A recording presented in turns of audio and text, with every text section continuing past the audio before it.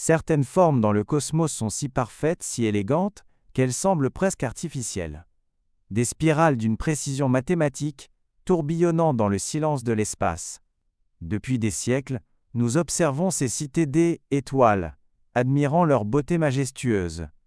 L'une des plus parfaites est une galaxie dans la constellation des Poissons, connue sous le nom de Messier 74.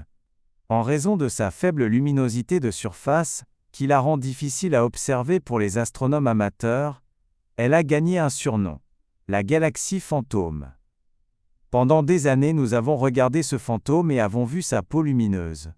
Nous avons vu les milliards d'étoiles qui tracent ses bras gracieux, comme des lumières de ville vues depuis un avion la nuit. Nous pensions connaître son visage. Mais nous ne voyions qu'un voile. Car sous cette peau d'étoile se cache une autre structure, une architecture cachée, qui était restée totalement invisible à nos yeux. C'est un squelette de gaz et de poussière, un réseau spectral qui raconte la véritable histoire de la vie et de la naissance au sein de cette galaxie. Aujourd'hui, grâce à un nouvel œil dans le ciel, nous pouvons enfin voir le fantôme dans le fantôme. Pour comprendre l'importance de cette nouvelle vision, nous devons d'abord comprendre ce qu'est une galaxie. Une galaxie est une collection monumentale d'étoiles, de gaz, de poussière et de matière noire, toutes liées par la gravité. Elles sont les briques fondamentales de l'univers. Notre propre Soleil n'est qu'une étoile parmi les 200 à 400 milliards de jours, étoiles qui composent notre galaxie, la Voie lactée. Et la nôtre n'est qu'une galaxie parmi des milliers de milliards d'autres dans l'univers observable. Elle se présente sous diverses formes et tailles. Certaines sont de vastes sphéroïdes de vieilles étoiles rouges, appelées galaxies elliptiques. D'autres sont des amas chaotiques et sans forme, appelées galaxies irrégulières, souvent le résultat de collisions cosmiques. Et puis il y a les plus emblématiques, les plus belles, les galaxies spirales. Ces galaxies sont des systèmes dynamiques et ordonnés, des disques en rotation active, où la naissance de nouvelles étoiles est un processus continu et vigoureux. Notre Voie lactée est une galaxie spirale, et la galaxie fantôme, M74, est considérée comme l'un des exemples les plus parfaits que nous connaissions. Une galaxie spirale comme M74 a une anatomie distincte. Au centre se trouve le bulbe, une région sphérique et dense, généralement composée d'étoiles plus anciennes. C'est le cœur de la galaxie, où se cache souvent un trou noir supermassif.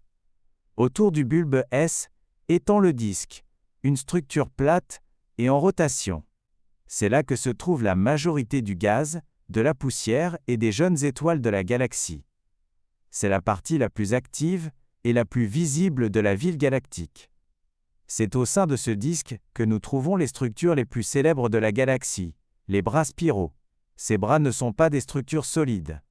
Ce sont des ondes de densité, des régions où le gaz et la poussière sont compressés en passant à travers. Imaginez un embouteillage sur une autoroute. Les voitures individuelles, les étoiles et le gaz entrent et sortent de l'embouteillage. Mais l'embouteillage lui-même, le bras spiral, reste. Cette compression du gaz dans les bras spiraux déclenche des vagues intenses de formation d'étoiles. C'est pourquoi les bras brillent si intensément de la lumière de jeunes étoiles bleues. Enfin, entourant le tout, se trouve le halo, une vaste sphère de matière principalement invisible, dominée par la matière noire et parsemée de vieilles étoiles et d'amas globulaires. C'est l'échafaudage gravitationnel qui maintient toute la galaxie cohésive. Lorsque nous regardons une image de galaxie, nos yeux sont attirés par la lumière brillante des étoiles.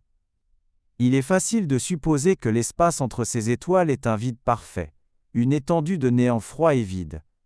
Mais c'est une illusion. L'espace entre les étoiles, connu sous le nom de milieu interstellaire, est rempli d'un mélange diffus de gaz et de minuscules particules de poussière.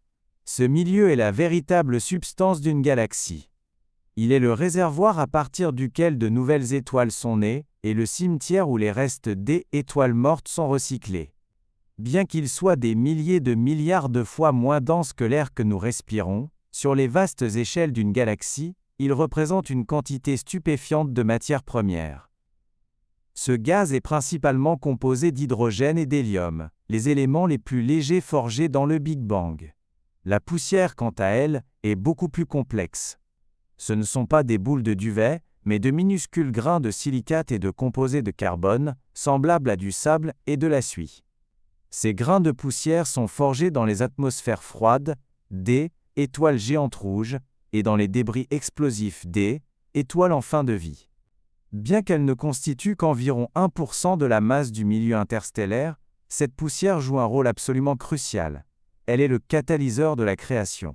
Pour la lumière visible, la poussière est un obstacle. Elle absorbe et diffuse la lumière des étoiles, agissant comme un brouillard cosmique qui nous cache la vue sur le cœur de notre propre galaxie et sur les régions de formation des étoiles les plus denses. Mais comme nous le verrons, pour un télescope infrarouge, cette poussière n'est pas un obstacle, c'est la destination. Toute la vie d'une galaxie est régie par un cycle grandiose et perpétuel, le cycle de formation des étoiles. Tout commence dans les régions les plus froides et les plus denses du milieu interstellaire, au sein de ce que l'on appelle les nuages moléculaires géants. Dans ces cocons obscurs, la température chute à quelques degrés à peine du zéro absolu, permettant aux atomes d'hydrogène de se lier pour former des molécules. Ici, la gravité commence à prendre le dessus. Des poches de gaz et de poussière commencent à s'effondrer sous leur propre poids, se fragmentant en noyaux de plus en plus petits et denses. Au centre de chaque noyau en effondrement, la matière s'accumule. La pression et la température montent en flèche. Un objet chaud et dense se forme, connu sous le nom de proto-étoile. Ce n'est pas encore une véritable étoile, car la fusion nucléaire n'a pas commencé en son cœur. Elle brille uniquement à cause de la chaleur intense générée par la compression gravitationnelle. Autour de la proto-étoile, le reste de la matière forme un disque en rotation, un disque protoplanétaire. C'est à partir de ce disque de gaz et de poussière que les planètes, les lunes, les astéroïdes et les comètes finiront par se former. Pendant des centaines de milliers d'années, la proto-étoile continue d'attirer de la matière de son disque environnant, devenant de plus en plus chaude et dense. Finalement, la température et la pression au cœur de la proto-étoile deviennent si extrêmes que le seuil de la fusion nucléaire est atteint. Les atomes d'hydrogène commencent à fusionner pour former de l'hélium, libérant une quantité d'énergie colossale. Une étoile est née. Cette nouvelle lumière et ce puissant vent stellaire soufflent les restes du cocon de gaz et de poussière, révélant la nouvelle étoile et son système planétaire naissant au reste de la galaxie. Elle, étoile, vivra sa vie pendant des millions ou des milliards d'années, fusionnant des éléments de plus en plus lourds en son cœur. Mais finalement, son carburant épuisera. Une étoile de masse faible comme notre Soleil se débarrassera de ses couches externes pour former une belle nébuleuse planétaire, laissant derrière elle un noyau dense appelé naine blanche. Une étoile massive cependant connaîtra une fin bien plus spectaculaire. Elle explosera dans une explosion cataclysmique appelée supernova. Cette explosion est l'un des événements les plus violents de l'univers. Pendant un bref instant, elle peut briller plus fort que sa galaxie entière. Et dans cet acte final de destruction, il y a aussi un acte de création. La supernova projette dans le milieu interstellaire tous les éléments lourds qu'elle a forgés au cours de sa vie. Le carbone de nos cellules, l'oxygène que nous respirons, le fer dans notre sang. De plus, l'onde de choc de l'explosion se propage dans l'espace, comprimant les nuages de gaz voisins et déclenchant une nouvelle vague de formation d'étoiles. Les restes d'étoiles mortes deviennent les graines de la nouvelle génération. C'est le grand cycle cosmique. Et la poussière que nous voyons dans la galaxie fantôme est la preuve directe de ce processus. C'est le matériau brut pour les futures étoiles et planètes. C'est le fantôme des générations passées et le plan de celles à venir. Notre histoire avec la galaxie fantôme commence il y a plus de 2 siècles, à une époque où le ciel nocturne était encore largement inexploré. En 1780, l'astronome français Pierre Méchain, un chasseur de comètes passionné et un collaborateur de l'illustre Charles Messier, observait le ciel depuis Paris. C'est là qu'il a repéré une faible tache de lumière dans la constellation des Poissons.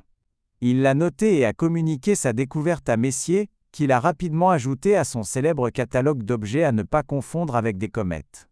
Elle est devenue le 74e objet de cette liste. Messier 74 ou M74. Halley et Epoch, ni Méchain ni Messier ne pouvaient savoir ce qu'ils regardaient vraiment. Avec leur télescope rudimentaire, M74 n'apparaissait que comme une nébulosité faible et diffuse. C'est cette apparence éthérée qui lui a valu son surnom. C'est l'un des objets les plus difficiles du catalogue Messier à observer pour les astronomes amateurs, nécessitant un ciel très sombre et un œil exercé pour apercevoir sa lueur spectrale. Mais ce qui la rend difficile à voir est aussi ce qui en fait un objet d'étude scientifique si parfait, son orientation. M74 nous est présentée presque parfaitement de face. Nous ne la voyons pas de côté, ni inclinée, mais nous regardons droit dans le tourbillon de son disque. C'est une vue de dessus, un plan d'architecte d'une cité d'étoiles, nous offrant une perspective claire et dégagée sur sa structure en spirale. Et quelle structure! M74 est l'exemple même de ce que les astronomes appellent une galaxie spirale de grand style.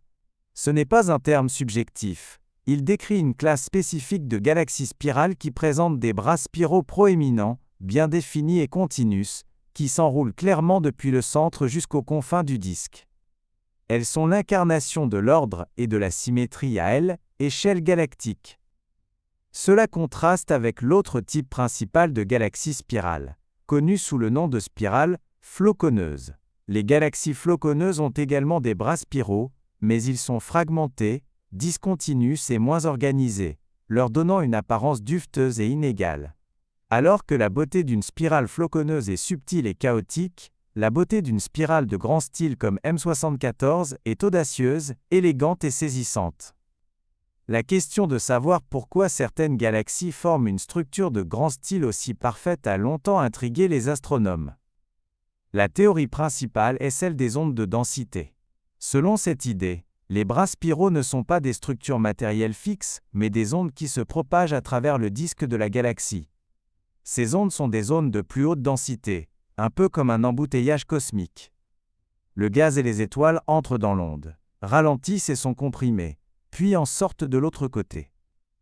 On pense que ces ondes de densité sont générées par des perturbations gravitationnelles, souvent causées par une barre centrale d'étoiles au cœur de la galaxie, ou par une interaction passée avec une galaxie voisine.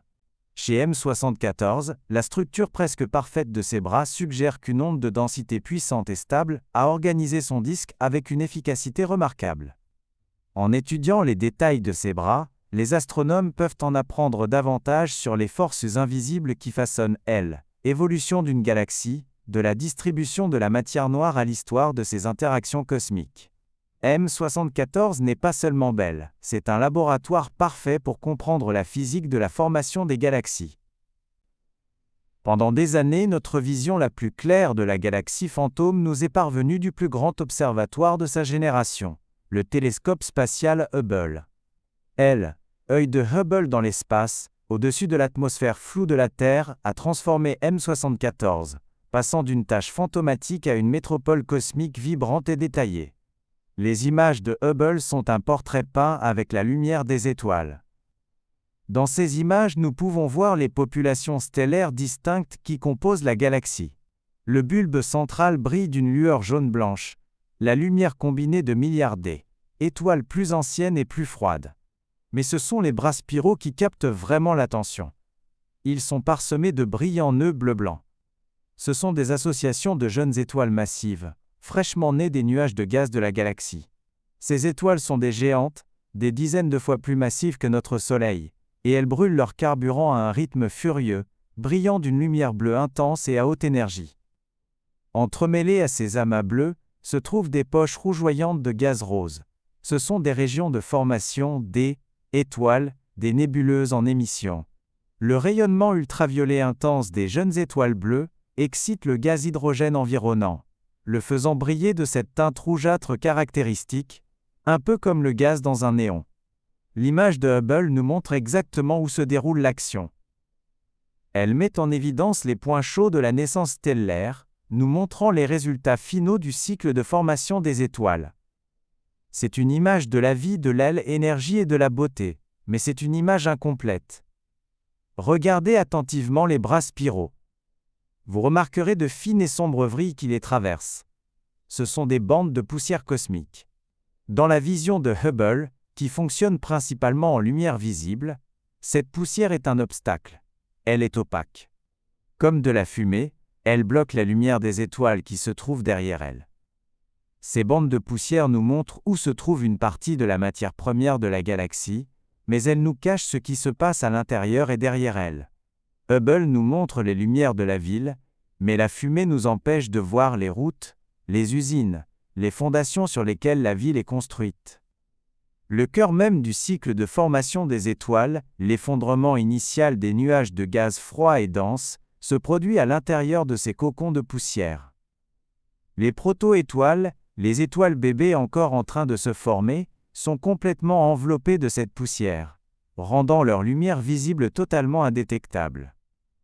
Hubble peut voir les étoiles nouveau-nées une fois qu'elles sont assez puissantes pour dissiper leur cocon de naissance, mais il ne peut pas voir le processus de naissance lui-même. Pour ce faire, nous devons passer d'une vision de la lumière à une vision de la chaleur. Nous devons regarder en infrarouge. La lumière infrarouge est essentiellement du rayonnement thermique. Les objets qui ne sont pas assez chauds pour briller en lumière visible, brillent néanmoins en infrarouge.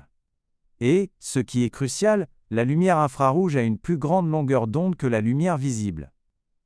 Cette propriété lui permet de traverser des nuages de poussière cosmique qui bloqueraient complètement la lumière visible.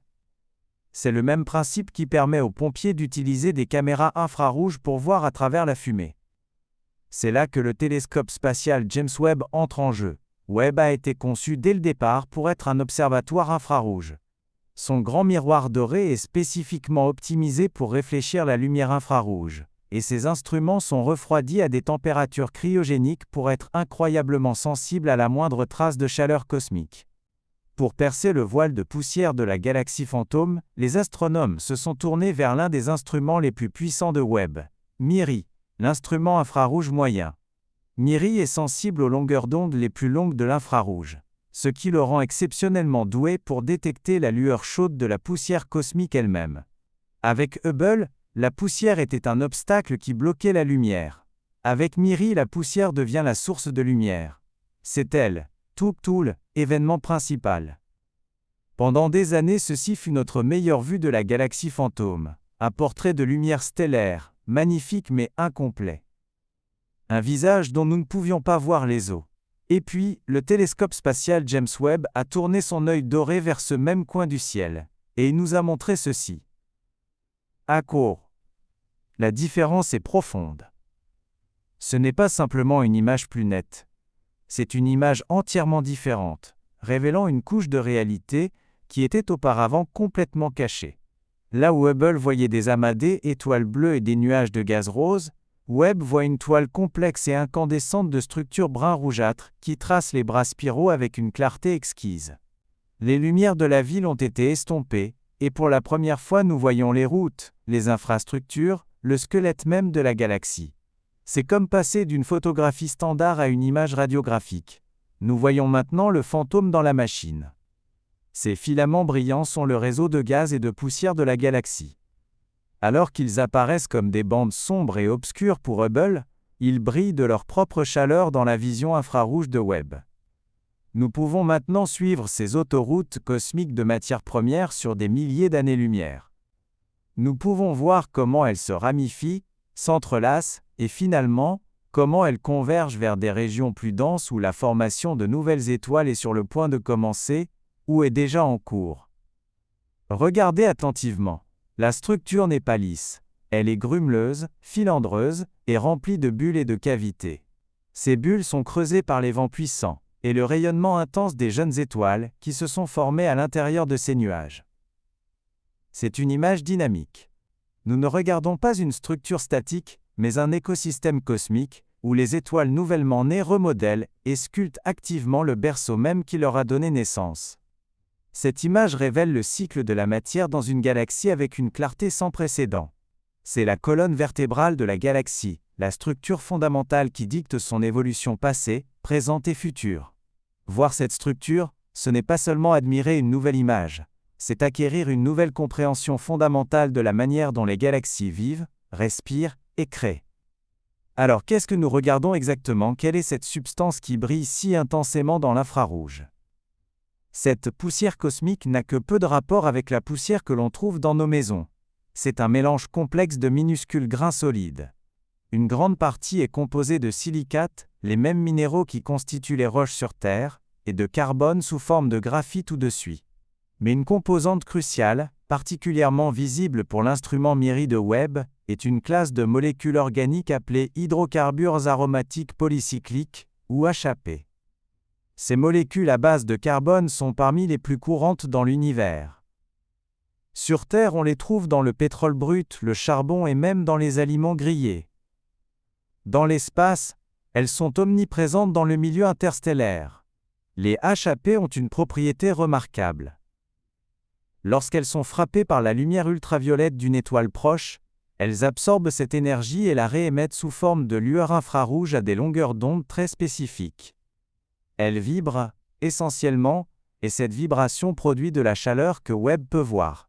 Une grande partie de la lueur que nous voyons dans le squelette de la galaxie fantôme est la signature collective de milliards de ces molécules organiques complexes, vibrant en harmonie avec la lumière des étoiles. L'image de Webb n'est pas seulement une carte de la poussière, c'est une carte de la chimie organique à échelle d'une galaxie. La capacité de Webb à voir à travers la poussière ne révèle pas seulement la structure des bras spiraux, elle nous offre également une vue sans précédent sur la salle des machines de la galaxie, son noyau. Dans les images en lumière visibles de Hubble, le centre de M74 est en partie obscurci par des tourbillons de poussière, ce qui rend difficile étude détaillée de l'amas des étoiles centrales. Dans l'image de Webb, ce voile est levé, le noyau brille d'une clarté cristalline.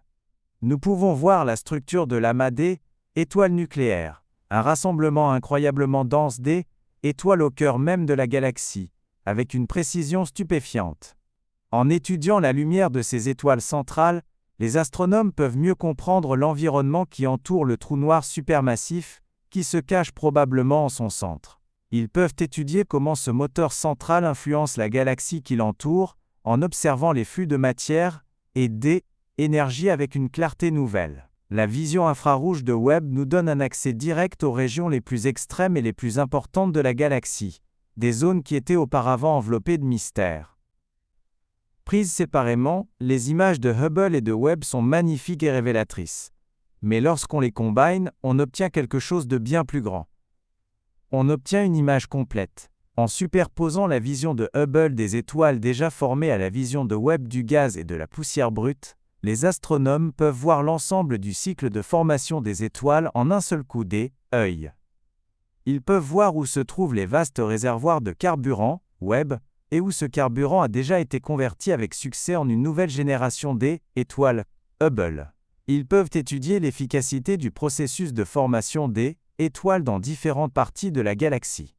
Ils peuvent voir comment les bulles soufflées par les jeunes étoiles, visibles chez Hubble, interagissent avec le réseau de poussière environnant, visible chez Webb. C'est un ensemble de données multidimensionnelles d'une richesse incroyable. C'est une carte complète de la vie galactique, montrant à la fois le passé, le présent et le futur potentiel de la formation des étoiles dans la galaxie fantôme. La nouvelle vision de la galaxie fantôme par Webb n'est pas simplement une image plus détaillée, c'est un changement fondamental dans notre façon de voir et de comprendre une galaxie. Auparavant, nous étudions la formation des étoiles de manière fragmentée. Nous pouvions voir les nuages de gaz froid avec des radiotélescopes, et nous pouvions voir les jeunes étoiles chaudes avec des télescopes à lumière visibles comme Hubble. Mais il était difficile de relier directement les deux. L'image de Webb comble cette lacune. Elle nous montre le pont crucial entre le carburant et le feu. En voyant le squelette de gaz et de poussière, les astronomes peuvent désormais tester leur théorie sur la structure galactique, avec une précision sans précédent. Ils peuvent mesurer la masse des filaments de poussière, la température du gaz, et comparer ses propriétés directement à l'efficacité de la formation des étoiles qui se produit en leur sein. Cela transforme notre vision des galaxies, qui passe d'une collection statique d'étoiles à un écosystème galactique dynamique et interconnecté. Nous ne voyons plus seulement les habitants de la ville. Nous voyons les routes, les lignes électriques, et les systèmes d'approvisionnement en eau qui permettent à la ville de fonctionner. Ce que nous avons appris de M74 n'est que le début. Cette image est un plan directeur, une étude de cas qui informe désormais, étude de toutes les autres galaxies. Le télescope James Webb va maintenant tourner son regard infrarouge vers des milliers d'autres galaxies, proches et lointaines, pour cartographier leurs propres squelettes cachés. En comparant les structures de poussière dans des galaxies de différents types, âges et environnements, les astronomes construiront une nouvelle image de l'évolution galactique. Ils chercheront à répondre à des questions fondamentales. Comment les barres centrales des galaxies acheminent-elles le gaz vers le trou noir supermassif central? Comment les collisions et les fusions de galaxies perturbent-elles et remodèlent-elles ce réseau de gaz et de poussière? Et comment cette structure cachée a-t-elle évolué au fil du temps cosmique, depuis les premières galaxies chaotiques de l'univers primitif jusqu'aux grandes spirales ordonnées que nous voyons aujourd'hui? Chaque nouvelle image d'une galaxie par Webb ne sera pas seulement un joli portrait. Ce sera une radiographie, révélant la mécanique interne de la création cosmique. Donc la seule chose à retenir de cette vision spectrale est que les plus belles structures de l'univers possèdent une architecture cachée qui régit leur existence même. Voir le squelette d'une vaste galaxie mature est une chose. Mais que se passe-t-il lorsque Webb utilise cette même puissance pour radiographier la pouponnière stellaire la plus célèbre et la plus chaotique de notre propre galaxie? La vision qu'il révèle au sein des emblématiques piliers de la création est encore plus spectaculaire.